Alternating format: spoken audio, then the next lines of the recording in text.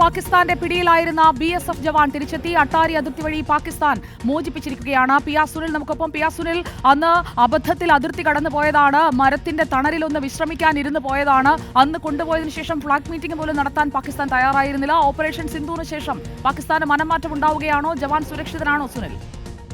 സുജി, ഏതായാലും അട്ടാരി അതിർത്തി വഴി ഇപ്പോൾ പാകിസ്ഥാൻ ഈ BSF ജവാനെ മോചിപ്പിച്ചു. BSF ജവാൻ ഇന്ത്യയിൽ തിരിച്ചെത്തി. ഏതായാലും പാകിസ്ഥാൻ നേരത്തെ ഇക്കാര്യത്തിൽ കടുംപിടുത്ത നിലപാട് തന്നെയായിരുന്നു.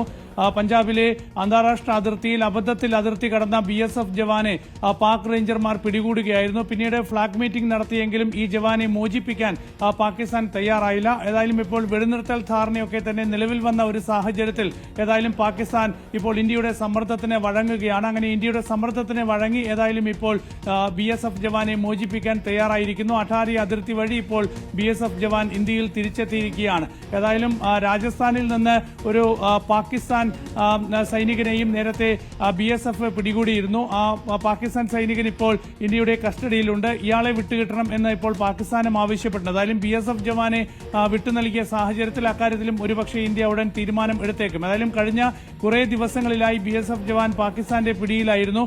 വലിയ സമ്മർദ്ദങ്ങൾ ഉണ്ടായിട്ട് പോലും പാകിസ്ഥാൻ ഇക്കാര്യത്തിൽ കടുംപിടുത്തം തുടരുകയായിരുന്നു. അതിലും ഇപ്പോൾ ഇന്ത്യ ശക്തമായ സമ്മർദ്ദം പാകിസ്ഥാന് മേൽ ചെലുത്തിയ ഒരു സാഹചര്യത്തിലാണ് BSF ജവാനെ ഇപ്പോൾ സുരക്ഷിതനായി ഇന്ത്യക്ക് കൈമാറിയിരിക്കുന്നത്. അട്ടാരി അതിർത്തി വഴി ജവാൻ ഇപ്പോൾ ഇന്ത്യയിൽ തിരിച്ചെത്തിയിരിക്കുകയാണ്.